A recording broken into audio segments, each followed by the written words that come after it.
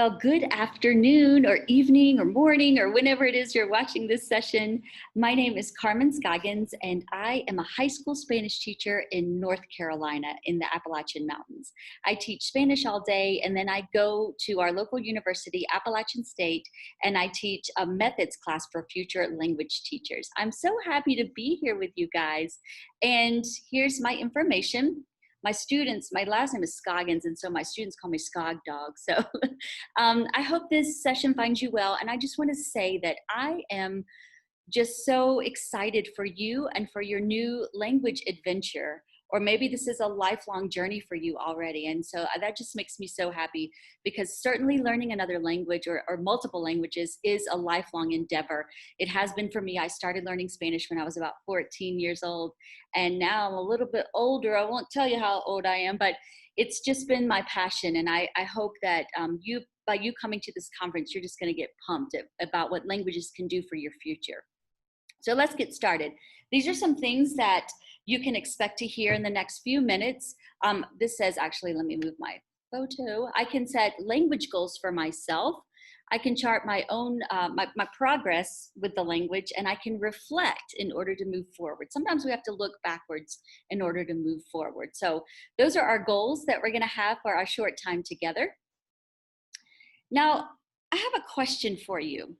If you've ever had to learn how to do something, we all learned how to ride a bike. So learning a language is kind of like learning to ride a bike, or maybe you're a skier or snowboarder, so you had to learn how to do that. Or you took swimming lessons, or just anything you had to learn how to do. Maybe you knit or you dance. And so anytime you're starting something as a beginner, you're known as what's a novice learner. And that's how we start out learning a language. Actually, behind me on the wall, you can see some proficiency levels right over here. And we start at the bottom at novice. We don't come out of our mothers knowing how to ride a bike, and we have to learn those skills. So over time and with a lot of practice, of course, we start with training wheels, right? And if you think about learning a language, your teacher, your support network is like the training wheels you have. And then over time and practice and dedication, you're able to take those training wheels off and do more on your own. And so I want you to see building proficiency in language and learning to level up your language as that very process where eventually you get better and better with practice. So I would like for you to keep in mind, this is sort of going to guide us. This is going to be the framework of the next few minutes of our time together. So I call this your path to proficiency. Now, we don't actually begin to develop our language proficiency until much later in life, until we're able to take what we learn in school and use it in real world situations outside the classroom scenario. But we have to start somewhere, otherwise you don't ever get started if you don't start somewhere.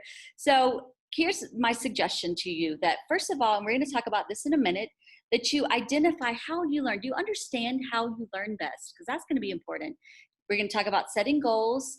You participate, you focus. I'm not sure. I don't know if you can tell I'm at school. I just finished my school day and we're actually meeting face-to-face with our students. So you might be learning remotely, you might be learning face-to-face, but hopefully whatever way you're doing it is working for you. So you participate as much as you can. I'm going to suggest that you monitor what you're able to do with the language. Don't just rely on your teacher to give you all the feedback. Do it for yourself. You're going to help each other out when you need to.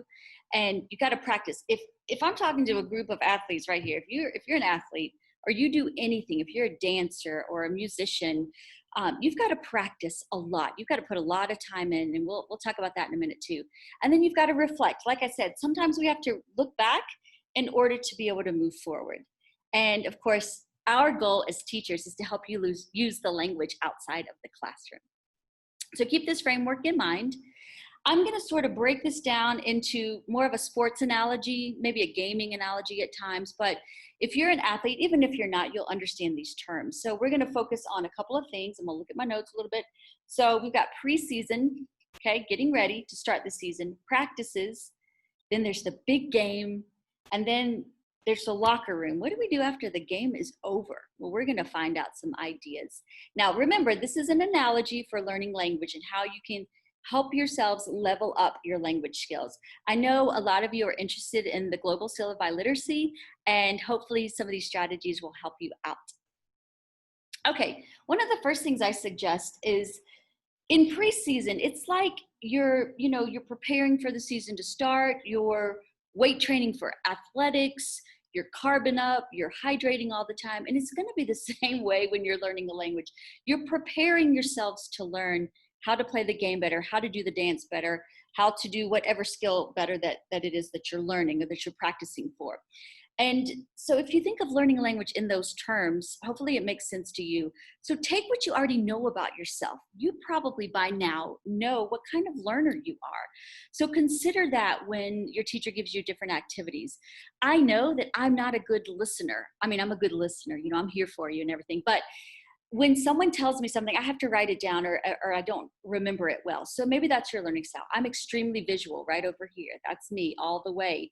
Some of you might be more hands-on. So whatever your learning style is, try to keep that in mind as you're processing your new language, because understanding how you learn will help in the activities you seek out when learning another language. Also, you know you better than anyone. So take your interests to heart. Maybe you are an avid reader and maybe you want to try to pick up a book in your target language. Even if you think it's a little bit too advanced, that's okay. And just see what you can pick out from that. Maybe you do like to play music. So maybe you want to try to play some music from the target culture, the target language. Just keep your interests in mind as you continue down your language journey or your language path, because that's going to make language learning even more special to you if you can connect it with something that you love and that you're interested in. And that kind of leads us to motivation. What is motivating you to study other languages? Maybe it's just one, or maybe it's multiple languages. What's your motivation? Is it extrinsic? Is it so you'll get into a good college or university, or maybe you'll be more marketable for the job market when you graduate from college? Is it, are you looking for the money because you know that being multilingual is going to give you a leg up in the job market? Or is it more intrinsic? Is it because you just love to learn? You love to be exposed to other cultures and languages? Whatever your motivation is, try to nail that down and think about what your motivation is. My question to you is, what is your why? Okay, think about that. What is your why? Why are you here in the first place? First of all, kudos again, because you showed up to this conference to learn more. So think about that as you're, again, going on your language journey. What is your why? Why are you taking another language? And use that to guide you and to push you even farther and faster. Okay. Again, one of the things that I think is really important is that we set some goals for ourselves. You know how every new year you set New Year's resolutions. You might or you might not. I sometimes do, I sometimes don't. But when you're thinking about learning anything new, and definitely learning a language, focus in on what you really want out of the experience. Okay, so you need to make whatever goal you set for yourself. Let's say it's a semester long class, or you want to achieve the global seal of biliteracy, if that's your ultimate goal, and then you want to go on and study language in college and study abroad, etc. That's awesome. But for each class you take, set one goal for yourself, or maybe two, for the semester or year or however long the course lasts, so that you can really stay focused and you can say, this year I'm going to try to achieve these things, or this semester I'm going to do this. It could be as simple as I work with some people who speak the target language that I'm studying, and I just want to be able to have a conversation with them and ask them how they're doing and just feel part of them, right? That connection to them. So I use the SMART acronym, as many people do. Whatever goal you set for yourself, make sure it's specific, measurable, achievable, relevant, and time-bound. That means that you've got to be able to achieve this within the certain framework of time that you have. And make sure it's relevant to what you are trying to get out of the language learning experience.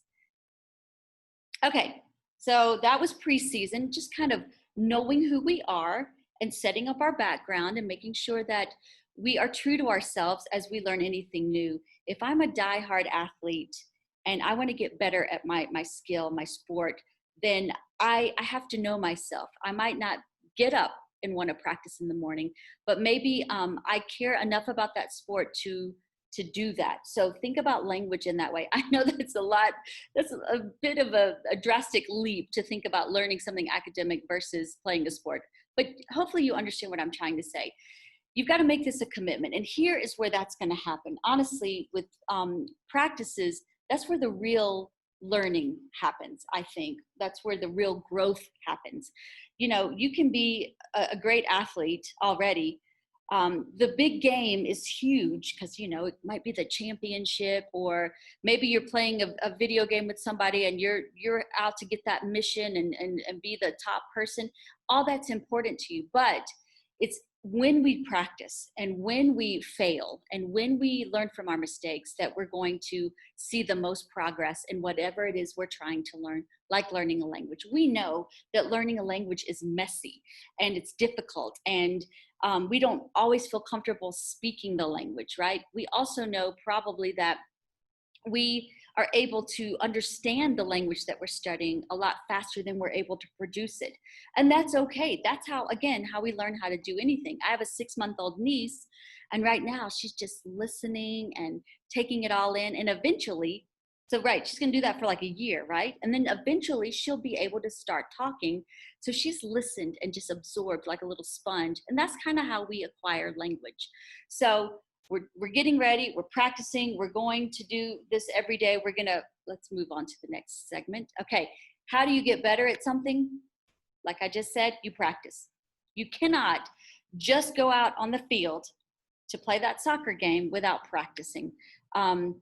You've got to work, you've got to run, you've got to do the laps, you've got to sweat, and you've got to take risks. And I think that's the biggest thing with being a good language learner is, yes, you are going to fail.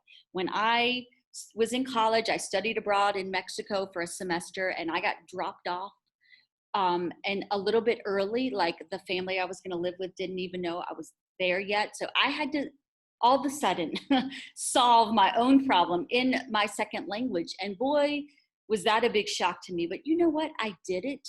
And when I returned from that 6-month experience, I was like Superwoman. I'm not going to lie to you. I could tackle anything because I had put myself in a situation that was risky and I had survived. And I loved it every second of it. So I hope that you guys will get the chance to study in another country at some point. So again, sorry, off task a little bit, but back to practicing. You know, Michael Jordan did not even make his high school basketball team. So he went back home and he went back to his, gym, and he practiced and he practiced and he practiced. And then of course he became the GOAT, right? The greatest of all time. So whatever is in us to want us to pursue language learning or the sport or the dance or whatever, or the musical, just keep that goal in mind. Okay, if language learning and reaching your goals and learning to speak multiple languages is your goal, it's going to happen if you want it to happen, but you've got to practice.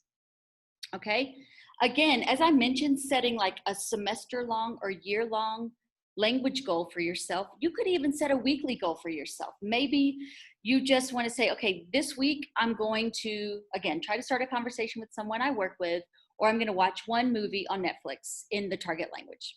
Or I'm going to set my phone in the target language for a week and see how I feel and reflect about it a little bit. Now, most of my students that I teach at the high school level are novice level kids. That means they're like Spanish 1 or 2 kids.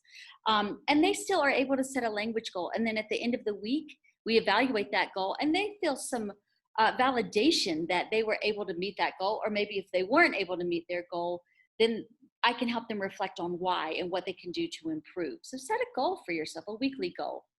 Also, I know you guys know all these cool video games. I used to play Super Mario Brothers, but when I would die playing this game, I didn't give up, right? Don't give up. Anything that we do has got, another life after it. So if I'm in a beginning level language class and my teacher calls on me and I don't know the answer, it's okay. Don't be afraid to try again. This is my screen from Candy Crush. Yes, I'm old. Did I mention that? Okay.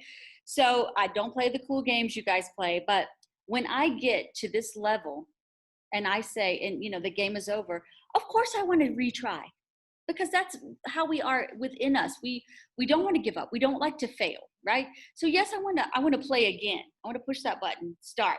Yes, let's do it again. And that's the greatest thing about learning a language. We're all going to make mistakes.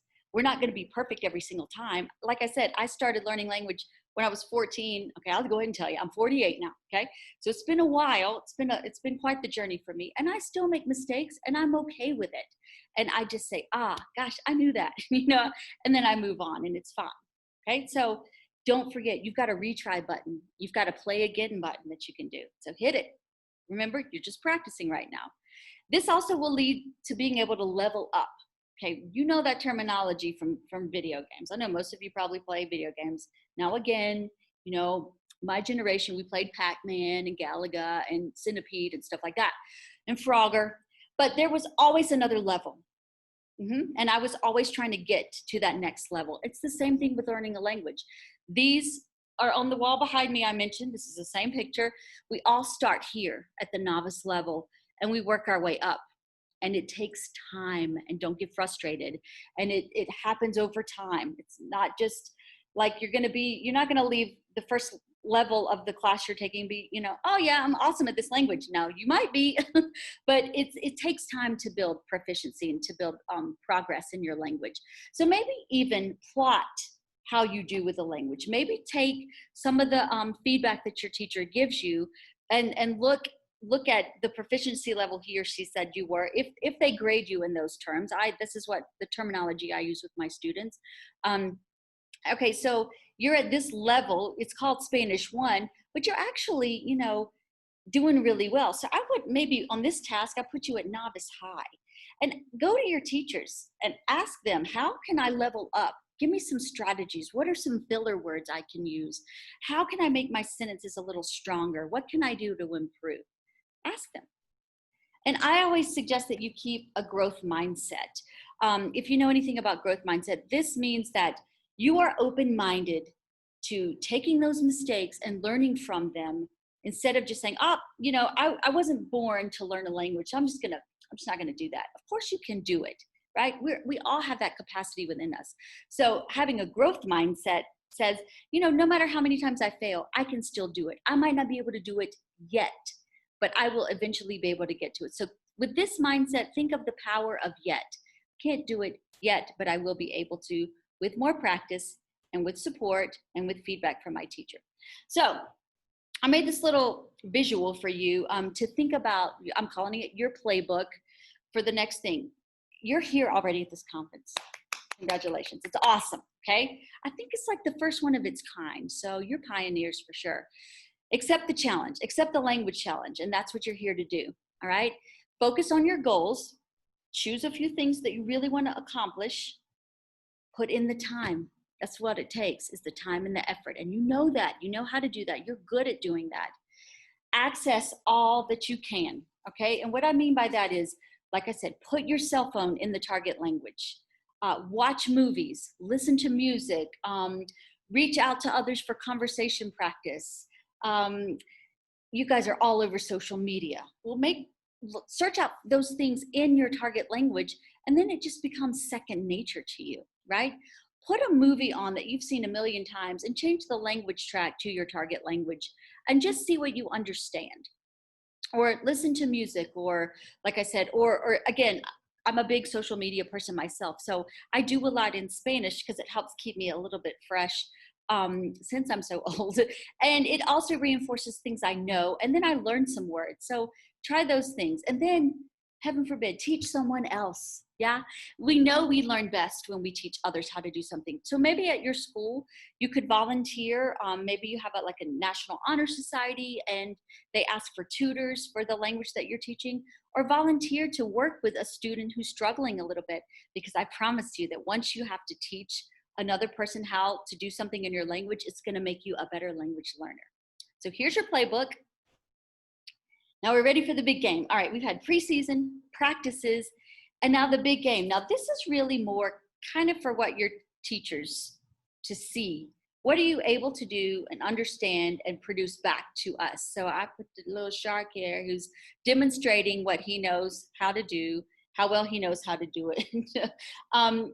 This is when you're demonstrating all your skills, the big game, okay? You're out there, and what are your coaches doing? They're yelling at you on the sidelines. Hey, I don't know what coaches say, because they probably say some bad words. I don't want to say them now, but they're yelling at you constantly. And that's what a teacher's doing when they're giving you feedback, when they're saying, try this, do this. Okay. They're the coaches. So you're demonstrating what you know. And it's okay if you don't do that well on the big game, because you know why?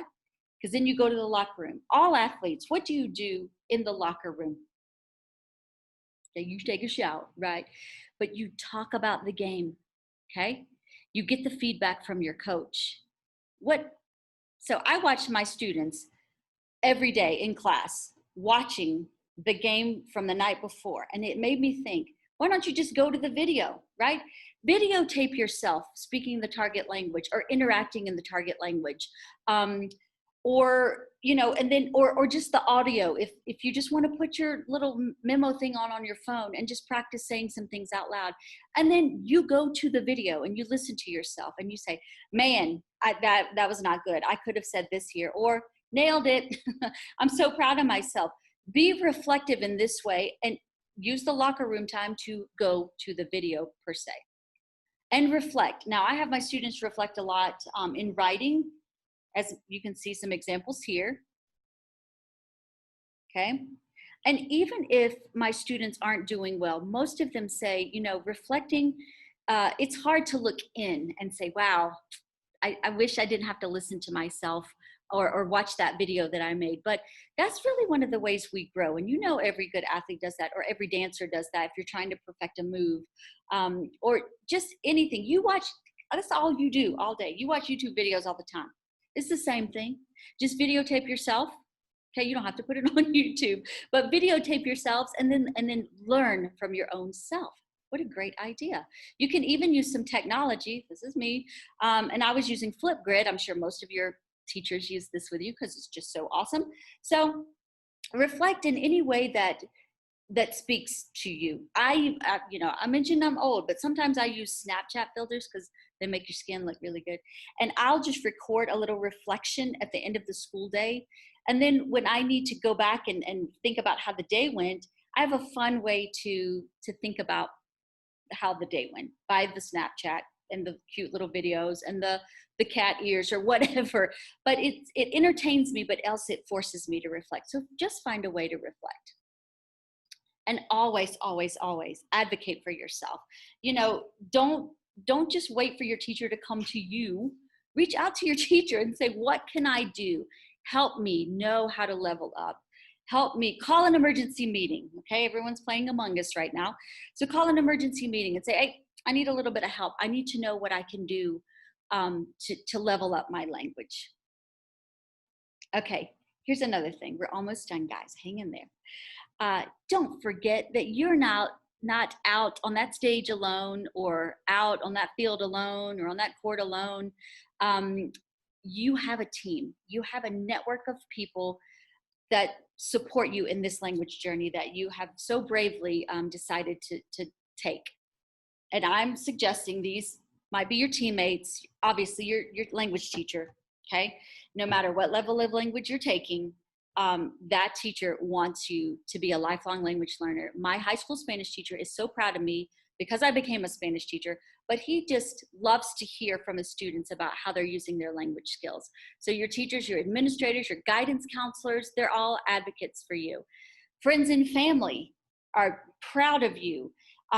No one in my family can speak another language. And so the fact that I took the path of learning another language, they named me Carmen, for crying out loud. What did they expect?